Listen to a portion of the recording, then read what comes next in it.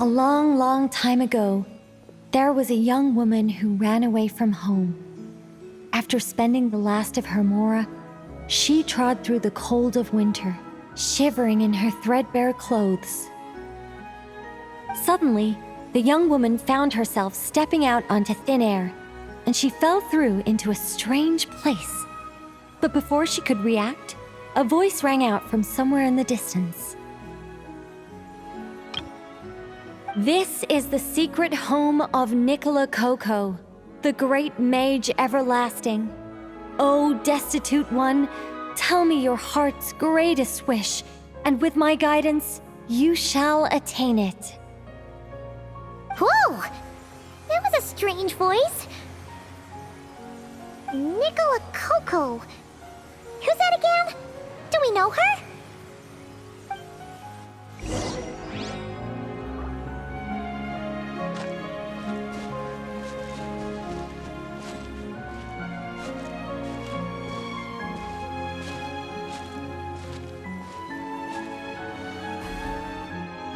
The young woman was in awe of the mage's magnificence and beauty. After a lengthy silence, she solemnly declared, "O great mage from afar, how beauteous and wise you are! The moment I beheld you, my heart began to flutter. All my heart desires now is to make your wishes mine." The subtlest of smiles appeared on the mage's face as she replied, "Very well. Then I shall task you with performing certain deeds on my behalf, such as those that are within your ability. Your guide is here, and your reward awaits you in the days to come." Guide? Does that mean this glowing orb?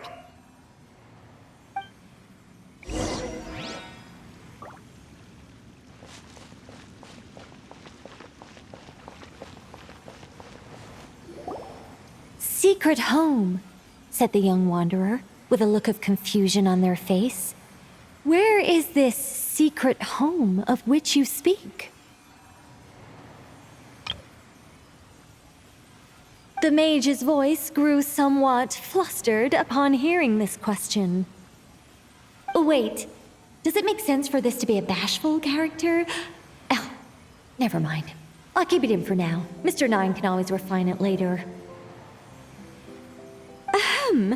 It is rather rude to ask such questions of a mage, young one. The mage's lodge is under renovation. Very soon you shall be stunned by its grandeur. This shall be your trial. Offer up your strength and help this great mage to build her territory.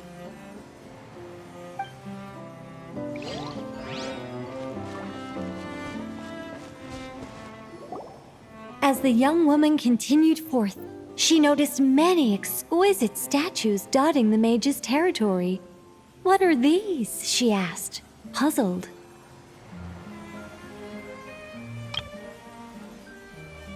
"These are all those who opposed me. They underestimated the power of a mage, and thus were turned to stone." I quite like that. A spur-of-the-moment addition. But dare I say it was a good one. A mage ought to be a powerful and dangerous figure.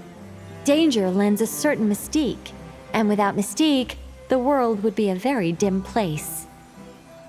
But turning people to stone at the drop of a hat? Is that too over the top? And no one wants to be around someone that capricious. Okay, I think I'll dial it back and turn it into more of a vague warning. Upon hearing this, the youngster broke into a cold sweat. But then, the mage's laughter broke the silence. "Did you fall for it? I was merely joking. These statues are just my way of capturing a certain moment in time. Anyway, statues. That's what I need your help with. The mage's lodge is feeling a little empty, and I should like to fill the space with some more adorable companions."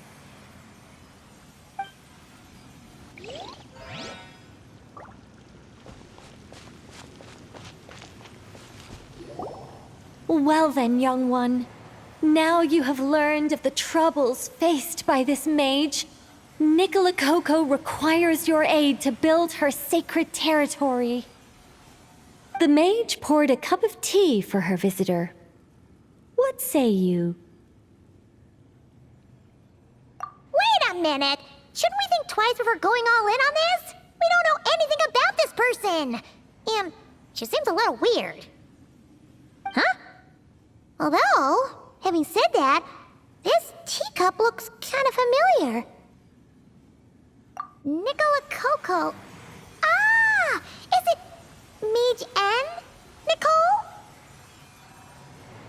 Correct. What do you think of my story? Hard to say. It's not finished yet, surely. What happens to the characters in the end? I haven't decided yet. I need to renovate my home first. Perhaps I'll have a burst of inspiration after that. Anyway, if you can hear my voice, I assume that means you're currently in Nod-Krai. In which case, could I trouble you to gather a few things for me? Exactly. I'm thinking of building a few more statues to decorate my home, but I'm lacking inspiration at the moment. So, I was thinking you could take some photos to give me some ideas. Are you serious? Alright then, leave it to us! Wait here. We'll head out and see what we can find. But remember to finish the story once the statues are done.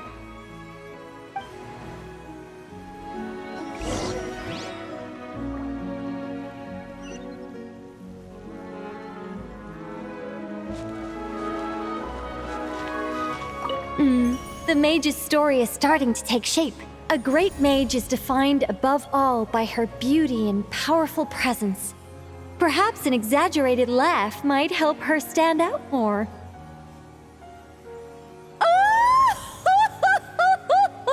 It looks like someone has been bewitched by the power of the great mage everlasting. Is that laugh too annoying? No, it'll be fine. It's all in writing anyway. No one will hear it out loud.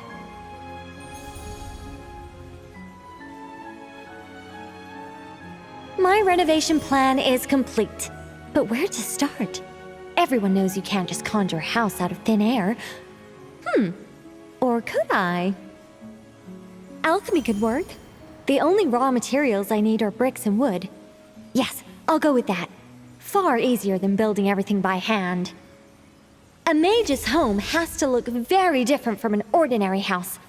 I'm just not sure what that means in practice. One thing's for certain, though. It has to be an ancient, mysterious, and otherworldly place that will endure for hundreds, even thousands of years. Yes, that's good. Just what people would expect from a mage. Although in truth, it's not so much me capturing moments in time as moments in time that have captured me. Well, don't just stand there. Go complete the task that the great mage has assigned. And remember, I don't want to see anything dull and dreary. I need photos that are bursting with life, so I can capture the soul and character of the subject. Don't be thinking that carving a statue is just about shapes and proportions. The most important thing is to capture the spirit of the subject in the moment the photograph is taken. All right, got all that?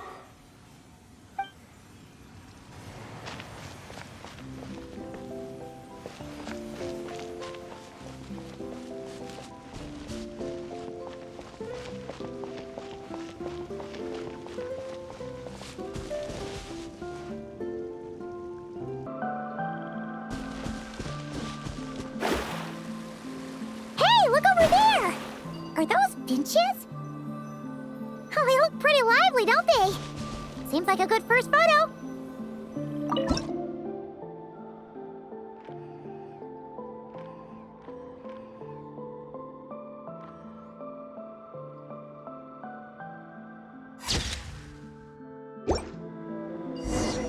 Let's see. Where should we go for the next photo? Oh! We saw a squirrel statue earlier, didn't we? Do you think Nicole likes squirrels? Let's snap a few photos to take back.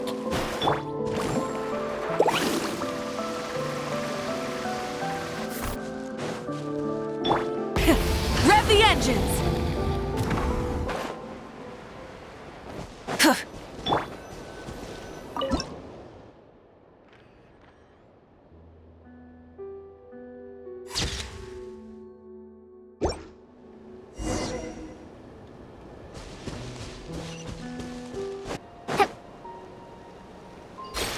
Is that a mandragora? Paimon thinks that would make a pretty fun statue.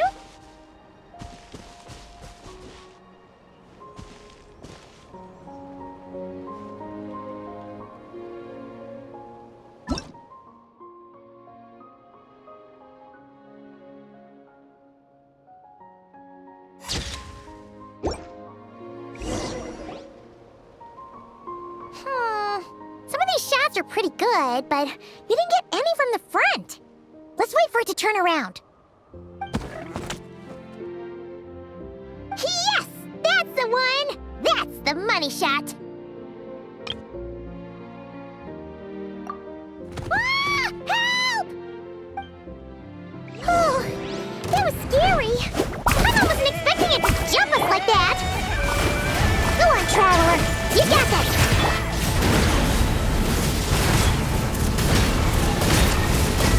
Carving waves.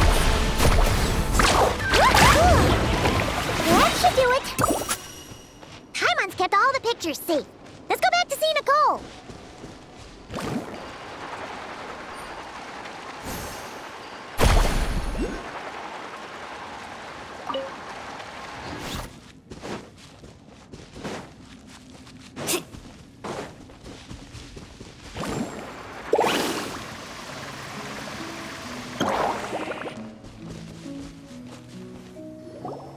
Hey, Nicole! We're back! That was quick. You two worked very fast. It's nothing. But, how do we get the photos to you? You can hold on to them for now. I'll be there in a couple of days. We can talk more about the statues then. Sure thing! See you in a couple days!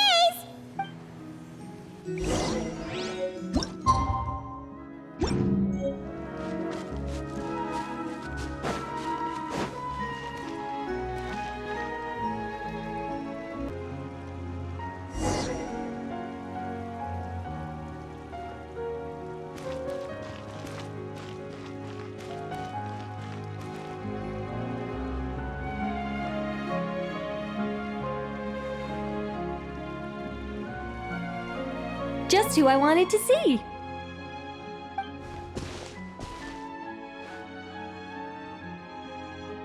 I'm delighted with the photos you took.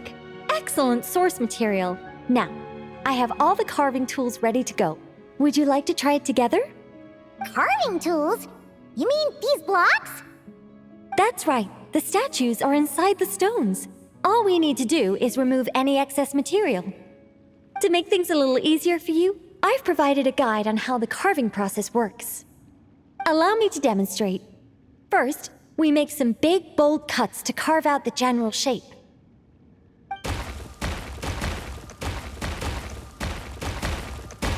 The numbers on the stones represent the amount of material you need to keep in a given column.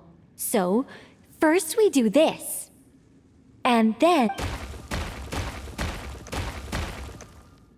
Oh, it's starting to take shape! Got it? If you carve the blocks this way, you should be able to see the basic form. Then, you just need to add some finishing touches, and voila!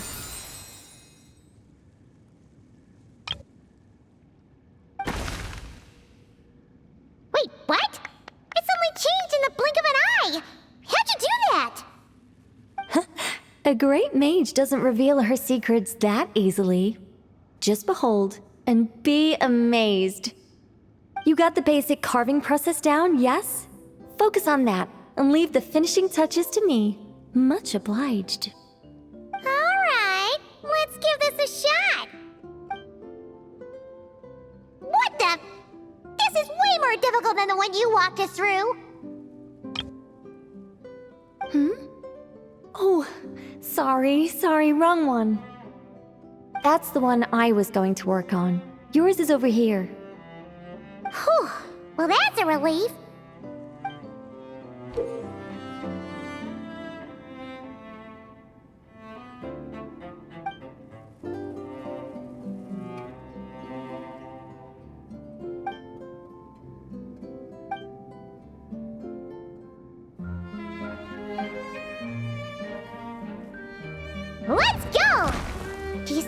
Nicole's process, the numbers represent the amount that we need to keep per column.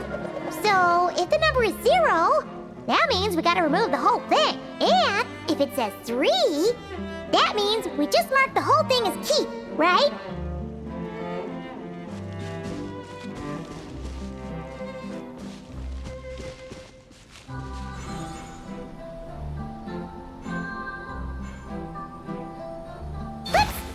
Looks like we made a mistake here. Reset and try again. This one seems to be giving you some trouble. Need any help?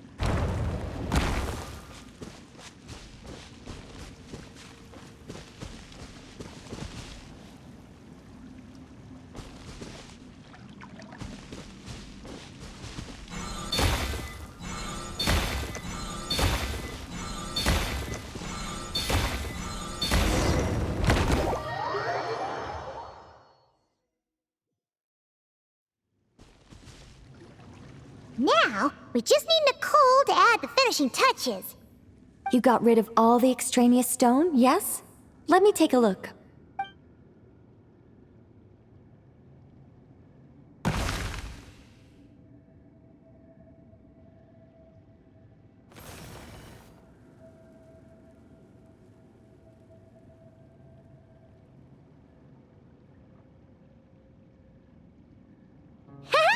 It's done!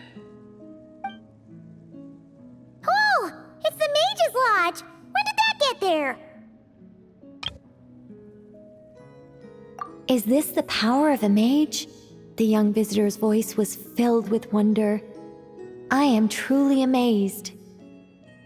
Aha! Finally, the story continues. So, what happened to the mage and her young visitor? They lived happily ever after. The end. Huh? Tough customers, huh? Well, if you're that eager to hear it, I suppose I'll take it from the top. All my heart desires now is to make your wishes mine, said the young woman. Those words won her the full attention of the great mage, Nicole. But just as they had started warming up to one another, a group of uninvited guests stormed in, seized the mage, and absconded with her. As the youngster stood there in shock, a new mage by the name of Illuga appeared. She signed a contract with the youngster, bestowing the power of magic upon them. But after making it through a grueling training program, they would come to discover another conspiracy operating in the background. As it turned out, the great mage Nicole was an alien entity. Her true identity was the first daughter of King Meowtress, the third of Planet Meow. She had come disguised as a mage as part of a secret plot to trick the entire world into worshipping Planet Meow. Oh, great mage! Have you been lying to me all this while? The youngster's voice trembled as their heart began to break. Leave me. War is destined to break out between our planet and yours. We were foes from the very start. The mage turned her face away, refusing to let anyone see the tears welling up in her eyes. But the youngster bravely reached out and grabbed her by the arm, swearing to never leave her. Moved by this display of passion, the mage... But in that moment, Illuga, who had once aided the youngster, now took the side of the king. Illuga had been Meowtress III's second daughter all along. She had only helped the youngster in the hopes that her sister might be incited to treason. thus giving her the chance to usurp Nicola's place in the line of succession.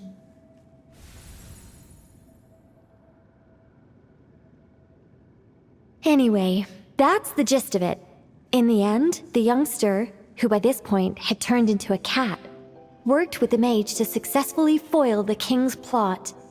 Then, they returned to the mage's lodge together and lived happily ever after in peace and quiet. The end. That was amazing! This story has everything! True love, rebellion against injustice. That can't be helped. All creations escape the controlling grasp of their creator eventually. We angels are a case in point. Once, we were tasked with guiding human beings, but because some of us chose a different path, our entire race was punished. If even the heavenly principles can't fully control their own creations, what chance do I stand? Fate is always ineffable, and yet, I still hope I can guide those I meet towards a happy ending to their tale. That applies to characters in my stories as well. Anyway, the story's over now, and I'm running a little low on energy. Next time I've got a good story to tell, I'll share it with you, all right?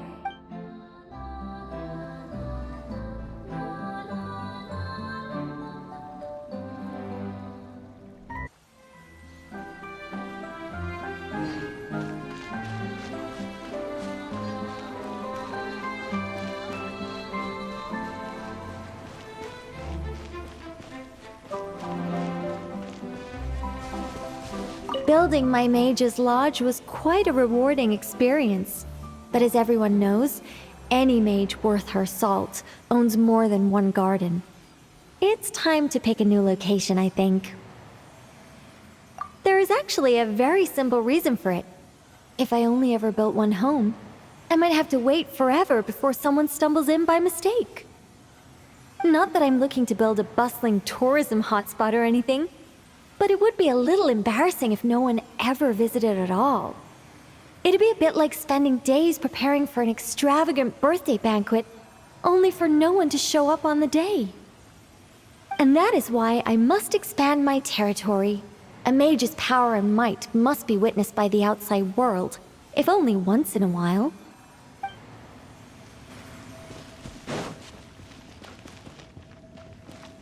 Let's ride!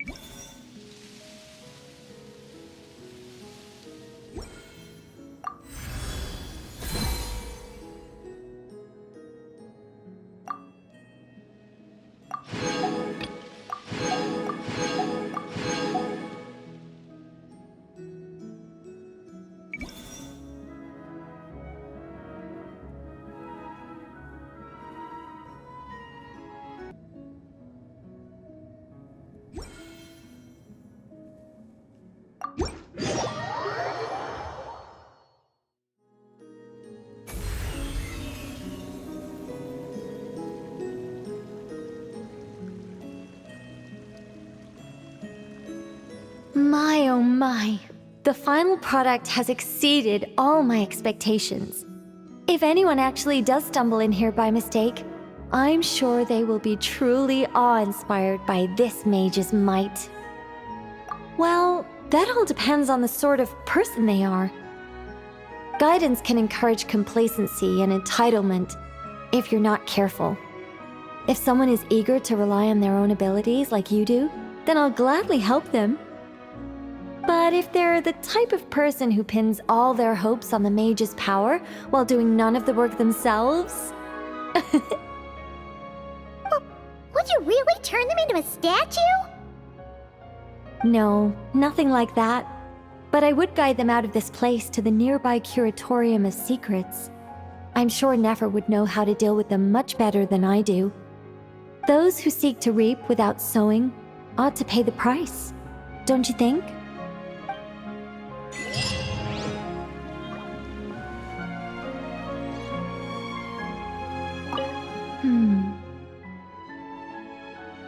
The past. As everyone knows, well, actually, hardly anyone knows. Anyway, when the angels were destroyed, they had to sacrifice either their preferred form or their power. I chose to keep both. But from another point of view, you could say I lost both. I remain human enough in appearance, but I will always be fundamentally different. For instance, what human could exist for thousands of years without going at least a little mad? Not to mention dying. Meanwhile, I've lived so long that I can't help but miss the way things used to be once in a while. Not exactly. I led a pretty boring life back then, especially compared to now. But I did have a lot of friends around. It was a lively time. If I had to pinpoint what I'm nostalgic for, it's not any one friend in particular, nor is it the time I spent as an angel. Rather, I simply miss the race of angels as a whole.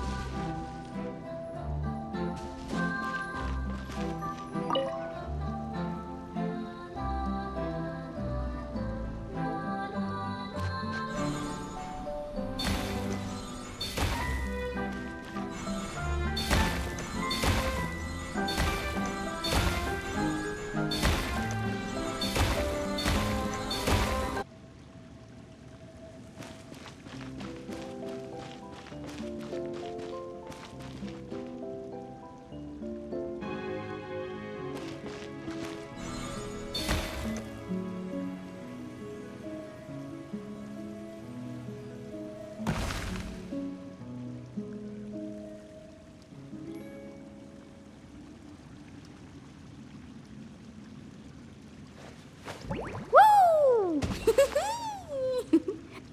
Let's ride!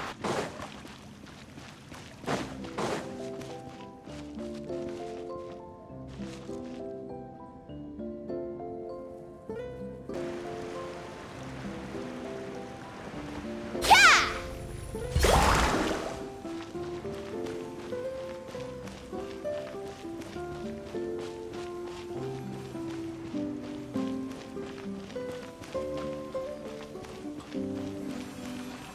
Welcome, welcome to the Mage's Lodge. Oh, wait. It's just you two? I'm not in Nod-Krai at the moment. I'm actually in Sumeru watching a Rishbalin tiger baring its teeth at me. There's tea on the table, though. Help yourselves. O ye of little faith. Rest assured that a mage's teapot will only ever be filled with freshly brewed tea. Sorry, gotta go. It's charging right at me. What a brave little kitty.